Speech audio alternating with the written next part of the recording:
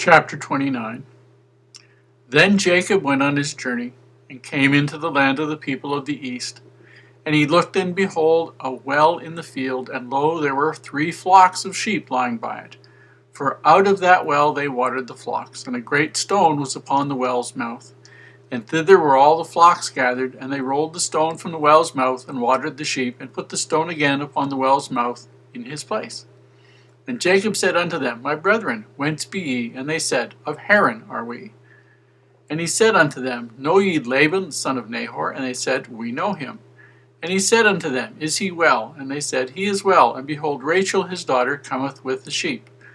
And he said, Lo, it is yet high day, neither is it time that the cattle should be gathered together. Water ye the sheep, and go and feed them. And they said, We cannot, until all the flocks be gathered together, until they roll the stone from the well's mouth. Then we water the sheep. And while he yet spake with them, Rachel came with her father's sheep, for she kept them. And it came to pass, when Jacob saw Rachel the daughter of Laban his mother's brother, and the sheep of Laban his mother's brother, that Jacob went near and rolled the stone from the well's mouth, and watered the flock of Laban his mother's brother. And Jacob kissed Rachel, and lifted up his voice, and wept.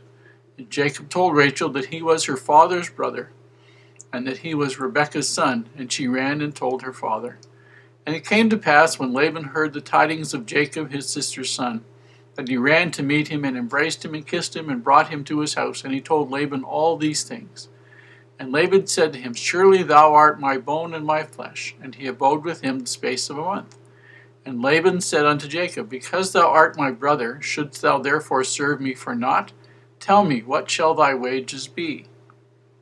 And Laban had 2 daughters. The name of the elder was Leah, and the name of the younger was Rachel.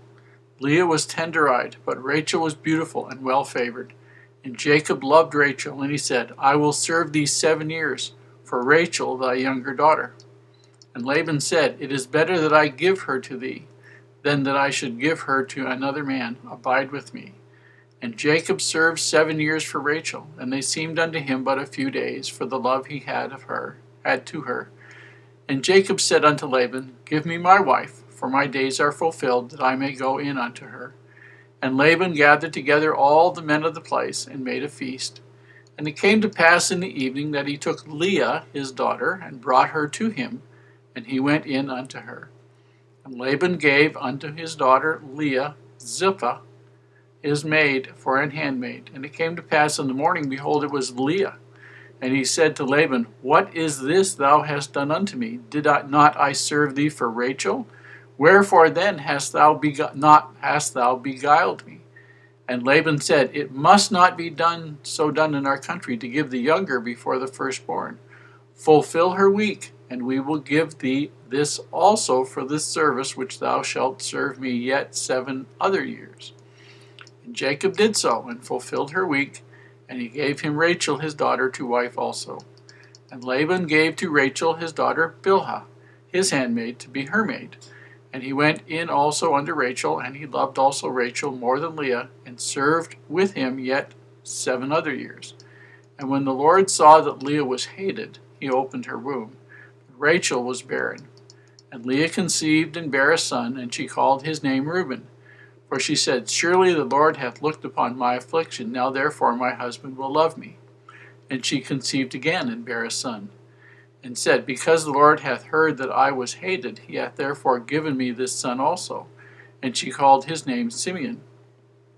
And she conceived again, and bare a son, and said, Now this time will my husband be joined unto me, because I have borne him 3 sons. Therefore was his name called Levi. And she conceived again, and bare a son. And she said, Now will I praise the Lord. Therefore she called his name Judah, and left bearing.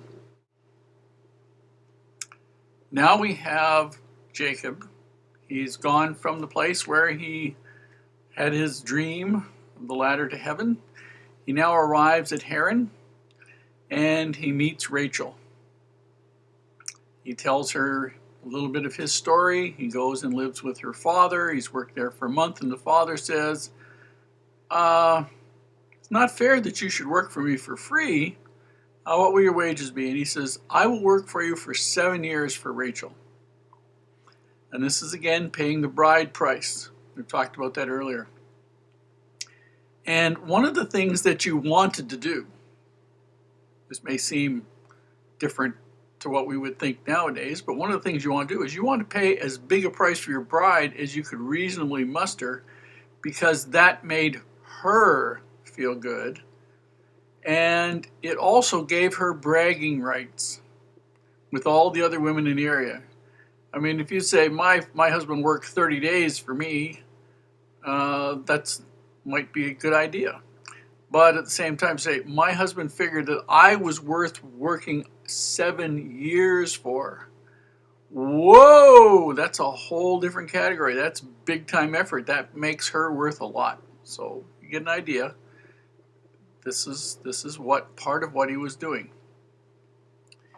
Now, the sad part to me is that we're dealing with Laban here, and Laban shows his treacherous and sharp business nature because he does not explain to Jacob up front that the older daughter has to marry first.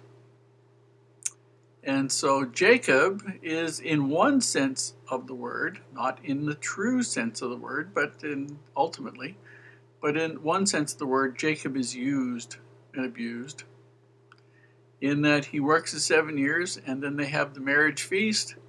And as part of the marriage feast, a lot of food, a lot of drinking, a lot of everything. And Jacob is given his wife, and they go to the tent. You wake up in the morning and find out it's Leah. We understand one thing, and it always bothered me. They talk about Leah as being tender-eyed, but Rachel was beautiful and well-favored. And every time you look up on the internet or you look in some Bible dictionary or Bible reference book, it says she had weak eyes. And I don't think that comes even remotely close to telling the truth. I think what it means is that she was very spiritual. If we said somebody was tender-hearted, would that mean that they had a weak heart? Well, you could maybe make a case for that, but it would be a real stretch. We're talking here, if we're doing a contrast, and the Jews like to have very strong contrast in their descriptions.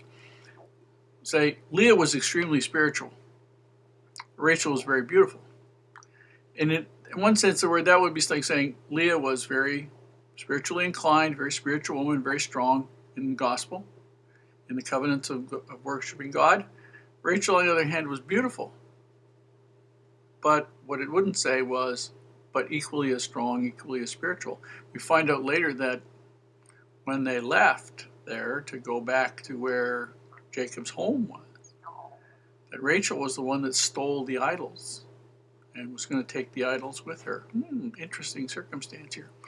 And in the long run, Leah was one that was responsible for bearing her handmaid, Bilhah, for bearing 8 of the 12 sons that were born to Jacob. And nothing in her character indicates that she was weak in any way, shape, or form. This was a very spiritually inclined woman.